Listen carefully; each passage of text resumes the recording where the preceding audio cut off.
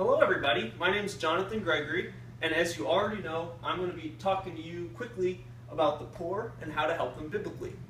The passages or the books that I was given to use for this project were Song of Solomon, Ecclesiastes, Psalms, and Proverbs.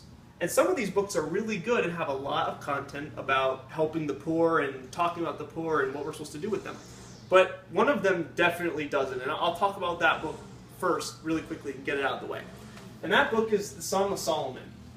I'll quickly tell you what the book's about and why we can't really use it to help us deal with the poor in any way.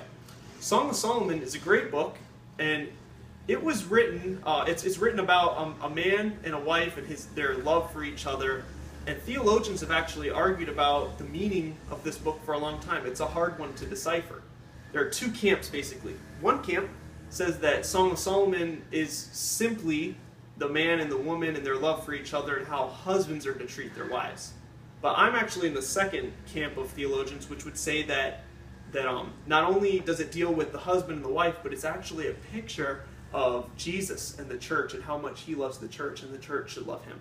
So there's a lot there, but none of that really helps us with our topic today, which is the poor and how to help them biblically.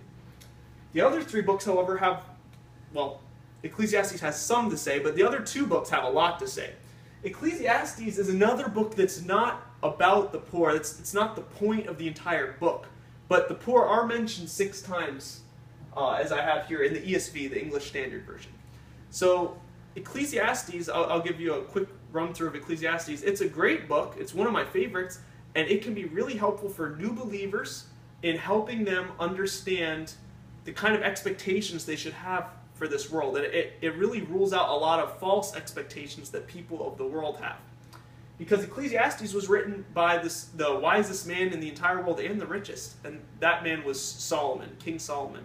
But none of his riches or his wisdom came from himself. And he recognized that all of it was a gift from God. And that's something we should recognize too. But Solomon, in all his wisdom, he says that life is completely meaningless. And he spends 11 chapters just talking about how meaningless this and that are.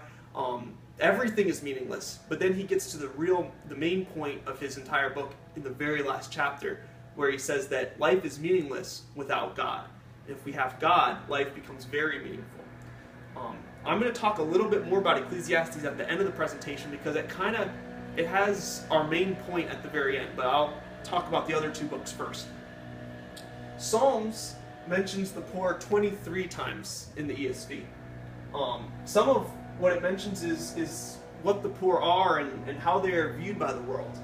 One point I wanted to make was that the poor are often socially condemned, and that comes up in Psalm 14:20 as well as a lot of other references.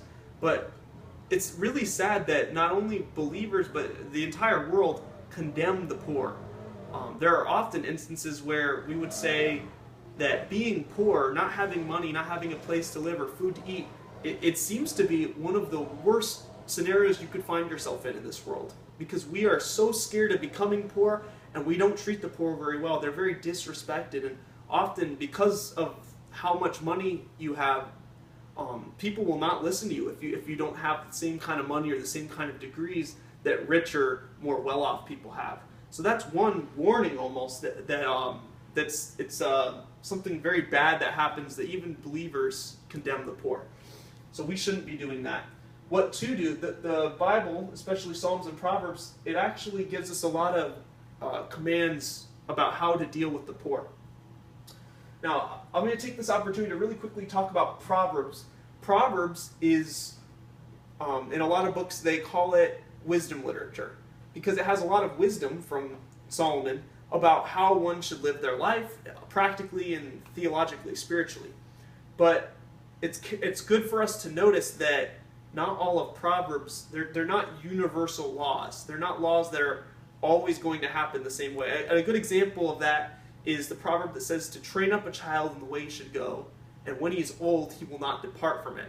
We all know children that were raised very well. In fact, you could think of some famous pastor and how he trained his child, and yet so many of those children, something happens when they become adults, and they go off and they do bad stuff. So we can all think of examples where that is not true, where they were trained up well and spiritually, but they ended up departing from it.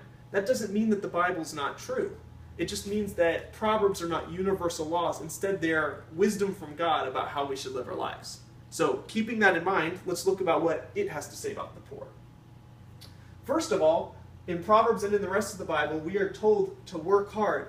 The Bible does not want us to be lazy. There are plenty of passages talking about how we're supposed to work hard. One of them is in Proverbs 6, where we not only learn how to work hard, or to work hard, but we also learn good stewardship, which are both important to God. Solomon in Proverbs 6 says to go to the ant, you sluggard, and we're supposed to be like the ant. The ant is such a hard worker, and he stores away his food, he's careful with it, and we're supposed to do both of those things. So, it's not that the Bible is condemning the poor, but it tells us to work hard, not to be poor. So that's just one rule to keep in mind. However, after working hard, we're also told not to be selfish with the money that we do make or the resources that are given to us, because in the end it's all God's. Proverbs 11:24 deals with that. So any money that we make while working hard, which is a proverb, another proverb tells us not to be selfish with that money and not to hold on to it and hoard it, because that's not what God does. And then number 3, we're told multiple times in the Bible to defend the poor. I got that from Proverbs 29:7 and 14, which just generally tells us that we're supposed to take care of the poor. But Proverbs isn't the only place that that's talked about in the Bible. It's all over the place. The prophets are constantly telling the Israelites to take care of the poor, and God makes provision for the poor often in all of the books of the Bible. So there were a couple practical truths about the poor, but in the end, the ultimate solution is not a practical one that we can solve. It's actually God, and He is the ultimate deliverer. You'll find that in Psalm 75, but I couldn't help but use Matthew 5 to help illustrate this point, because it's a perfect illustration. Matthew 5 is where Jesus is doing the Sermon on the Mount, and He says, "Blessed are the poor in spirit." Jesus isn't blessing those who are poor physically. That's not what He's talking about, though that is talked about by Jesus. What He's doing is He's telling us to be poor in spirit, which is simply a term that says we need to understand our need for God. We need to understand that we're poor spiritually, we're depraved, and we need a Savior. If we'll do that, God is willing to save us. That's the gospel, and that's even the way we should deal with physical riches on earth, I think. Here I have written that money is not a permanent solution, and that was the point I wanted you guys to get from Ecclesiastes. Again, Ecclesiastes was saying that life is meaningless without God, and the same point can carry over to how we deal with the poor. The poor have no hope without God. Even if we were to give them a lot of money and provide for them till they were 100 years old, the ultimate solution is from God. We need to give them the gospel. Here I have a quote by David French, and this is a man who is an expert with dealing with the poor. This man, he gave to the poor, he lived with the poor, he was the best social worker ever. And this man, after all this experience, he says this, he says, "So yes, let's do more, but let's make sure that more is aimed at the real source of American poverty, our depravity."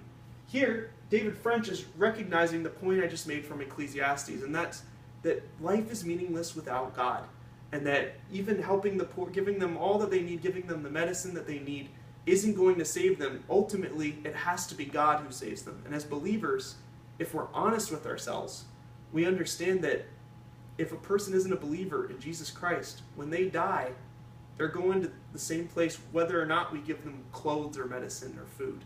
They're going to hell. And that's why we need to not only give them what can help them in this life, but we need to give them what can help them for eternity, and that's Jesus Christ.